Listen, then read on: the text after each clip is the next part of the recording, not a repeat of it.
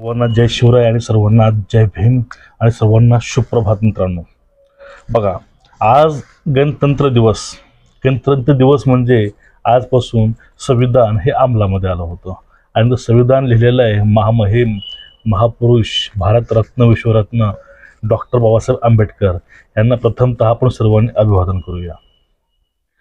बघा, आपला आजचा विषय आहे तो विषय आहे बाळासाहेबांनी महाविकास आघाडीच्या बैठकीला जाण्यास नकार का दिला यावरून थोडीशी चर्चा जास्त चालू आहे राजकीय वर्तुळामध्ये। त्यामध्ये काही लोक निगेटिव्ह पण बोलत आहेत बाळासाहेबांविषयी आणि त्या बैठकीविषयी। हा विषय काय आपण याविषयी चर्चा करणार आहोत। बाळासाहेबांनी हे जे केले ते योग्य आहे की अयोग्य आहे, हा फक्त माझं वैयक्तिक मत मांडायचा प्रयत्न करतो। ते मत पूर्ण अभ्यास करून आणि रिसर्च करून आणलेलं आहे, त्यामुळं व्हिडिओ पूर्ण पहा। त्यानंतर बघा, जे आपलं भगवं वादळ म्हणतो अनेक गरीब मराठ्यांचा लढा जरांगी पाटलांनी उभारलेला आहे, त्यांची आज सांगता होते मुंबईला। आजपासून उपोषणाला सुरुवात होईल। महाविकास आघाडीची बैठक ही मुंबईमध्ये होती आणि त्यामध्ये सर्वांना आमंत्रण आले, बाळासाहेबांना सुद्धा आमंत्रण आलं होतं। पण बाळासाहेबांनी त्या आमंत्रणाला आपल्याकडनं कुणालाही पाठवलं नाही, सोबत त्यांनी पत्र पाठवलं। आपलं हे मुळात विषयच नाही पत्र काय आहे, पत्रात काय होतं काय, फक्त विषय काय आहे फक्त की बाळासाहेब त्या ठिकाणी का नाही गेले आणि त्यावरती कॉन्ट्रोवर्सी काय होती नाही, आपला हा विषय आजचा। ठीक आहे, मग त्यांना बाळासाहेबांनी पत्र पाठवलं, त्यात त्यांनी सांगितलं होतं की नाना पटोले यांनी मला पत्र पाठवले, नाना पटोले कुठल्या पदावर आहेत किंवा कोण आहेत हे त्यांनी बोललेलं आहे। आणि ह्या वर्षी मित्रांनो खरा विषय चालू होतो। ठीक आहे, आता बाळासाहेबाचं म्हणणं समजून घ्या। ह्या पॉईंट्समुळे जास्त लोकांमध्ये जरा संदिग्धता आहे की पॉईंट बघा, बाळासाहेब वारंवार म्हणत असतात की सत्तेमध्ये आल्याशिवाय आपले प्रश्न मार्गी लागणार नाही आणि आपण ज्यावेळेस सत्तेमध्ये येऊ त्यावेळेसच आपण लोकशाही किंवा संविधान वाचवू शकू। आणि संविधान वाचवण्यासाठी, लोकशाही अबाधित ठेवण्यासाठी जर लोकशाहीचा जर खून व्हायचा नसेल तर आपल्याला भाजपला पाळलं पाहिजे आणि भाजपच्या विरोधामध्ये आपलं लढलं पाहिजे, स्ट्रॉंगपणे उभा राहून। पण या ठिकाणी बाळासाहेब हे म्हणतात, बाळासाहेब याच ठिकाणी महाविकास आघाडी बैठकीला आपला माणूस पाठवत नाहीत। यामुळे लोकांना वाटते की बाळासाहेब मनामध्ये चाललंय काय, हा लोकांचा प्रश्न आहे। तुम्हाला याविषयी मी तुम्हाला शेवटी सांगून टाकेन की नेमका ते का गेले नाहीत आणि ते तुम्हाला कारण पटणारं सुद्धा आहे। त्यापूर्वी समजून घ्या आताची एक पार्श्वभूमी। 2019 मध्ये वंचित थोडीशी लहानसा पक्ष होता, पण आता ती परिस्थिती नाही, कारण बाळासाहेबांच्या पाठीमागे उभारलेला ओबीसी समाज आणि मराठा समाज, गरजवंत मराठा समाज, यामुळे बाळासाहेबांची बाजू भक्कम झालेली आहे आणि पुढली गोष्ट ती वंचित बहुजन समाज पण बाळासाहेबांच्या पाठीमागे वर्षानुवर्षे आहेच। त्यासोबत हे दोन समाज पूर्णपणे बाळासाहेबांसोबत येणार आहेत। आता हा झाला पहिला प्रश्न। पुढला प्रश्न आहे ते म्हणजे काय, ज्या वेळेस बाळासाहेब आंबेडकर प्रत्येक वेळी जरांगेंना ते सल्ला देतात आणि ते सल्ला त्यांचे म्हणणं हे जरांगे सुद्धा मन लावून ऐकतात आणि ते स्वीकारतातही। आणि अशाच वेळेस पाठीमागे बाळासाहेबांनी म्हणले होते त्यांना की तुम्ही राजकारणामध्ये यायला पाहिजे गरजवंत मराठ्यांचा लढा घेऊन। त्यावेळेस जरांगे पाटलांनी बोलले होते, ज्यावेळेस आमचा मराठा आरक्षणाचा मुद्दा किंवा आमचा जो समस्या मार्गी लागेल त्यावेळेस आम्ही विचार करू। हा एक मुद्दा समजून घ्या आणि ओबीसीचा मुद्दा समजून घ्या।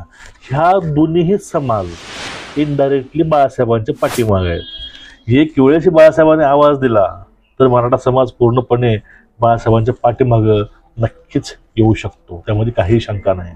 आता बघा मुद्दा काय समजून घ्या। लोक म्हणायचे की बाळासाहेबांनी सॉफ्ट कॉर्नर घ्यायला पाहिजे आणि त्यांनी मनातला युगो बाजूला काढून त्यांनी जाऊन ती बैठक अटेंड करावी, आपली माणसं पाठवावी, चर्चा करावी। तसं काय बाळासाहेबांना एकट्याला गरज आहे? आतापर्यंत प्रत्येक वेळी बाळासाहेब सांगायचे, प्रत्येक वेळी बाळासाहेबांचा मुलगा सुजित आंबेडकर आणि बाळासाहेब सांगायचे की आम्हाला आतापर्यंत आमंत्रण आलं नाही आघाडीचं। परत त्यांनी हे पण सांगितलं की आम्ही इच्छुक आहोत आघाडीमध्ये सामील व्हायला। पण त्यावेळेस वारंवार पृथ्वीराज चव्हाण साहेब एक गोष्ट बोलायची वारंवार, बाळासाहेबांना तर आमच्या सोबत यायचं असेल तर बाळासाहेबांनी आमचे जे पक्षश्रेष्ठी आहेत मल्लिकार्जुन खरगे यांना जाऊन भेटावं, यांची जाऊन भेट घ्यावी असं चव्हाण त्यांना वारंवार बोलायचे सोशल मीडियाच्या माध्यमातून. कुणाला बोलायचे ते वारंवार सांगायचे.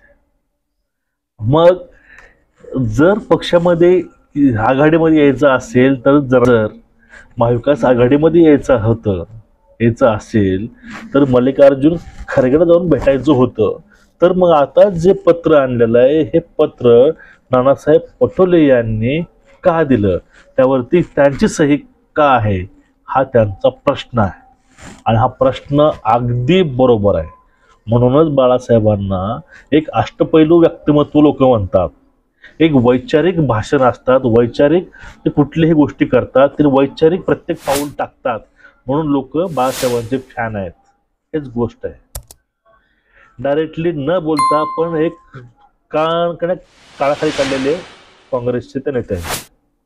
त्यांनी हे बोललं होतं बाळासाहेबांना की तुम्हाला जर आमच्यामध्ये यायचं असेल तर जाऊन तुम्ही भेटून या खरगेंना.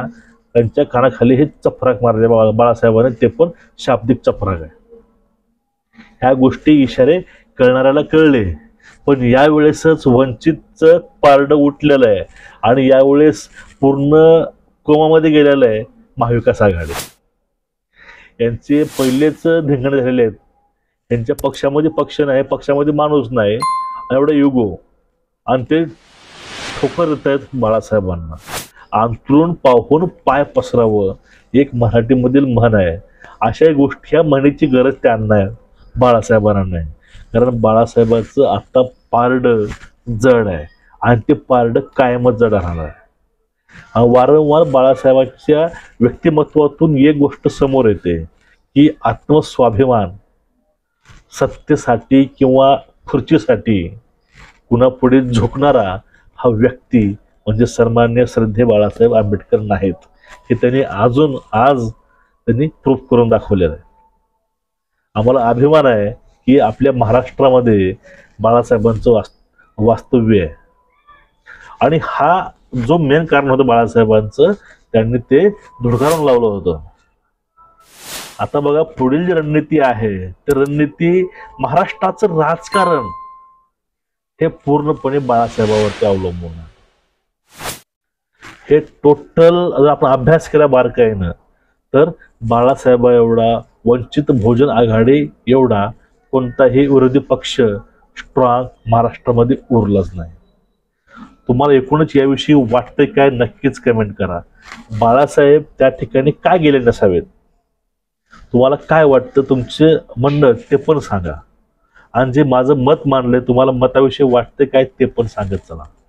तुम्हाला आपले विचार आणि आपल्या चॅनलचे व्हिडिओ आवडत असतील चॅनलला सबस्क्राईब करा आणि जास्तीत जास्त व्हिडिओ शेअर करायचा प्रयत्न करा. कारण आपले विचार हे समाजापर्यंत पोहोचले पाहिजे. सर्वांना परत एक वेळेस जय हिंद आणि जय शिवराय.